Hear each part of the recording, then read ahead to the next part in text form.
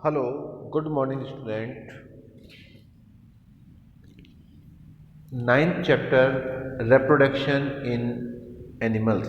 Reproduction means to give birth यानी जनन, यानी जंतुओं में जनन। तो देखिए, हमारे शरीर में बहुत सारे सिस्टम पाए जाते हैं और वो सारे सिस्टम हमारे जीवन को चलाने के लिए एसेंशियल होते हैं। जैसे डाइजेस्टिव सिस्टम, रेस्पिरेटरी सिस्टम। इसी प्रकार एक इम्पोर्टेंट सिस्टम है रिप्रोडक्टिव सिस्टम। अब सबसे पहले क्वेश्चन आता है, रिप्रोडक्शन क्या है। देखिए, reproduction is a biological process by which new organism or offspring produced from their parents. यानी रिप्रोडक्शन एक बायोलॉजिकल प्रोसेस है जिसके द्वारा नई संतानें उत्पन्न होती है। और एक इसकी जनरल डेफिनेशन है कि अपने समान नए ऑर्गेनिज्म को जन्म देना रिप्रोडक्शन कहलाता है। रिप्रोडक्शन एक बहुत ही एसेंशियल प्रोसेस है क्योंकि इसके द्वारा स्पेसीज का एग्जिस्टेंस बना रहता है। अगर रिप्रोडक्शन नहीं होता तो इस अर्थ पर से सारे ऑर्गेनिज्म का एग्जिस्टेंस खत्म हो जाता। जो ऑर्गेनिज्म जन्म लेता है उसकी मृत्यु होती है और रिप्रोडक्शन के द्वारा ही नई संतानें उत्पन्न होती है और वो संतानें उस स्पेसीज के अस्तित्व को बनाए रखती है। इसका मतलब है कि इस पृथ्वी पर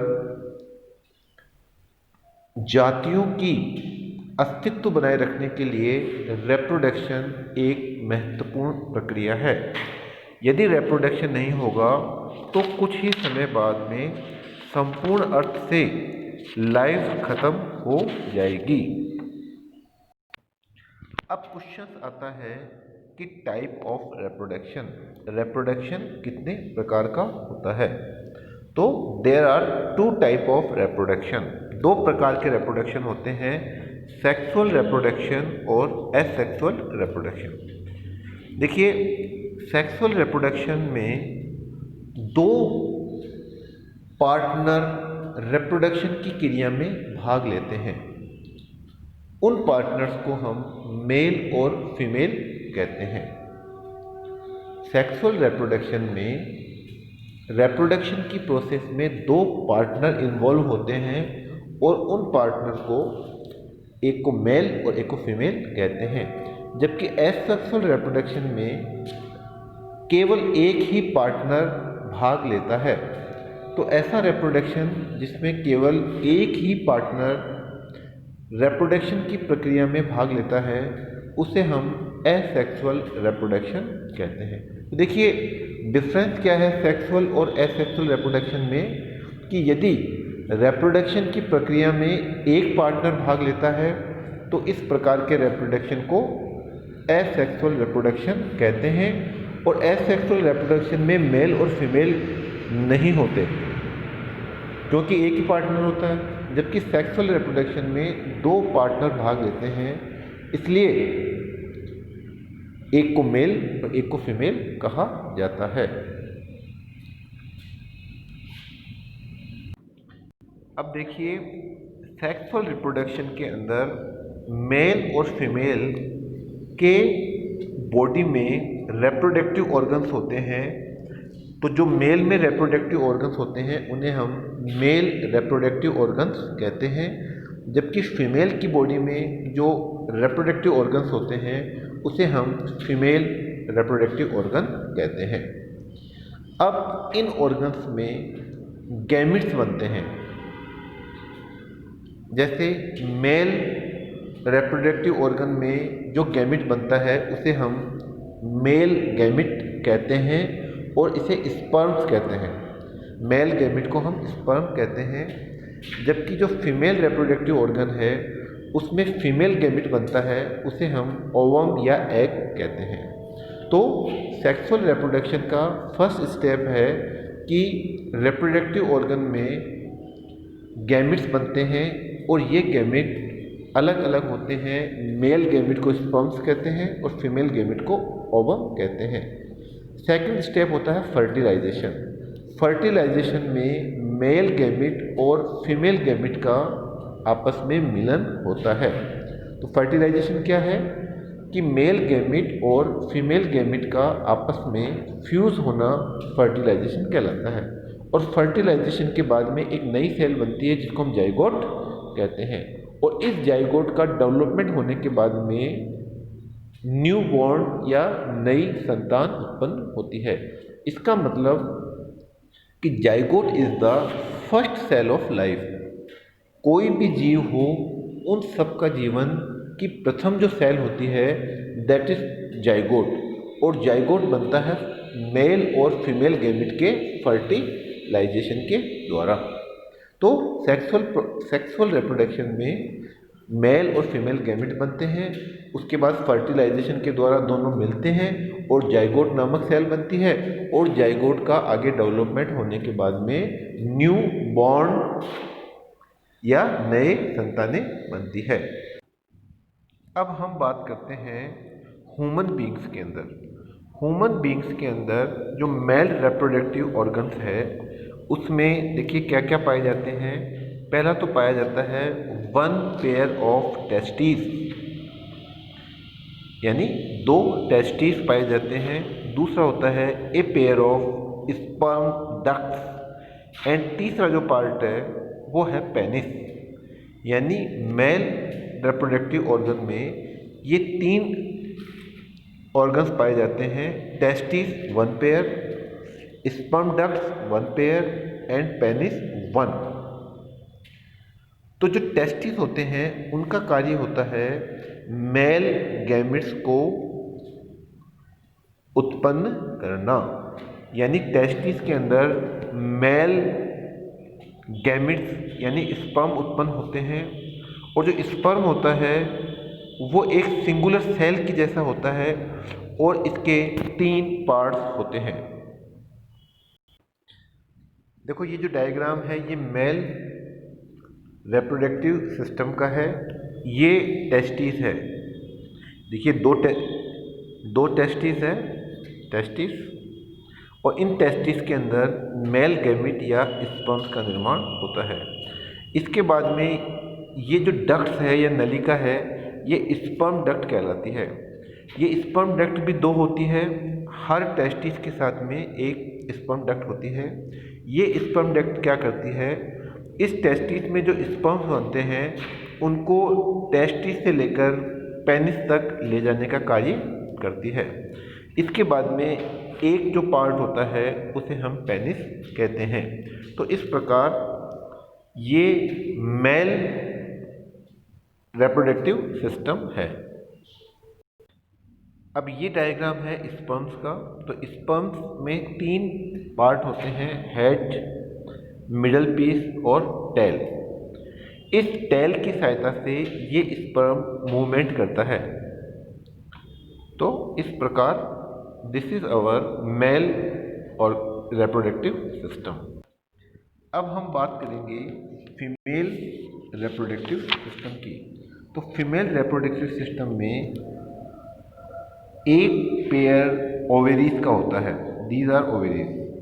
और ओवेरीज का काम होता है फीमेल गैमेट या ओवम या एग का प्रोडक्शन करना।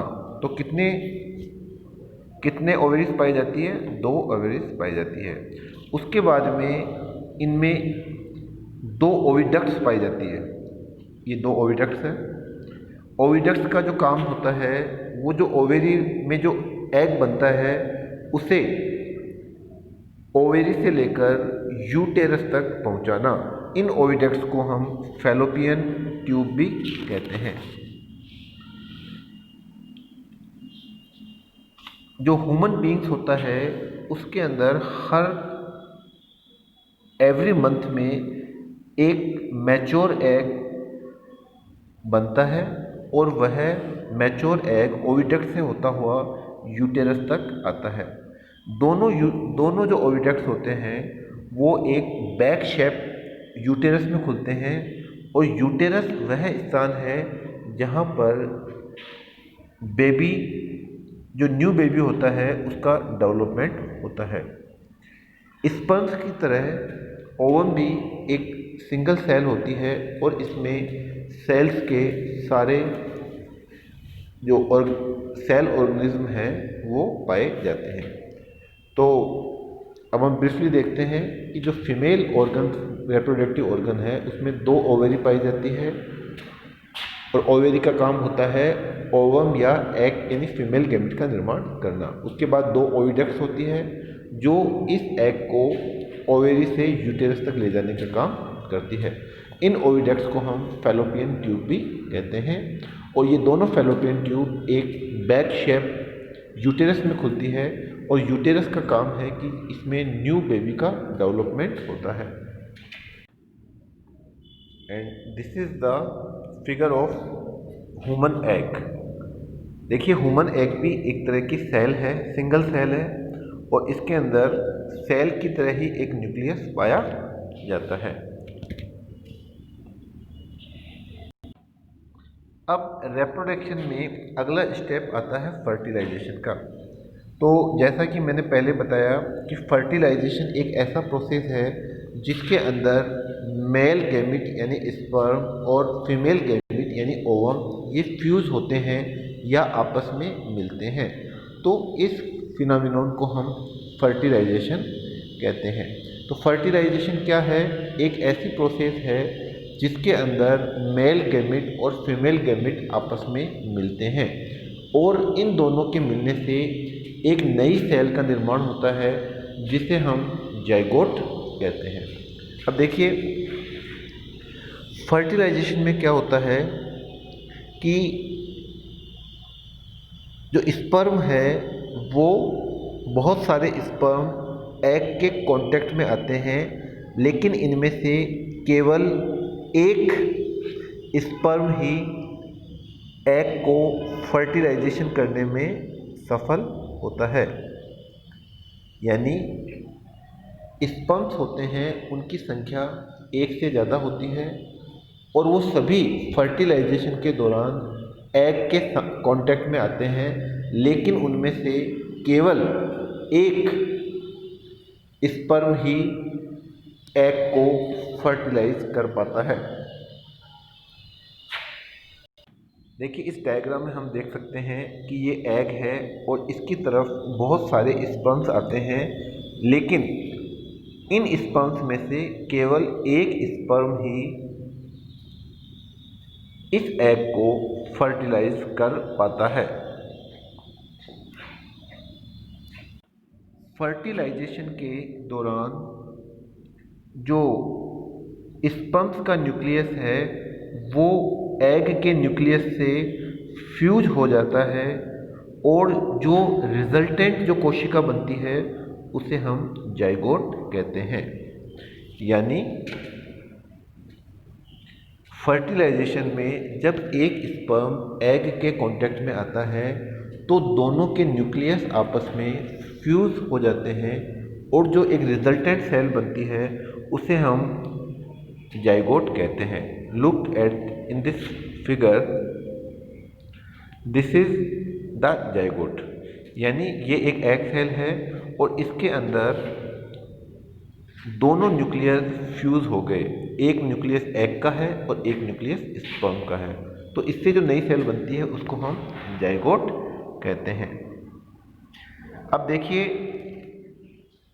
जाइगोट से नई जनरेशन का निर्माण होता है, और ये जो न्यूक्लियस होते हैं इनके अंदर जीन्स और क्रोमोसोम्स पाए जाते हैं जो पेरेंट्स के कैरेक्टर को बच्चों में ट्रांसफ़र करते हैं। और यही कारण है कि जो न्यू यंग्स होते हैं वो अपने पेरेंट्स के समान दिखाई देते हैं। अब फर्टिलाइजेशन दो प्रकार का होता है, इंटरनल और एक्सटर्नल। इंटरनल फर्टिलाइजेशन क्या है? Fertilisation which take place inside the female body is called internal fertilisation. यानी वो फर्टिलाइजेशन जो फीमेल की बॉडी के अंदर होता है उसे हम इंटरनल फर्टिलाइजेशन कहते हैं।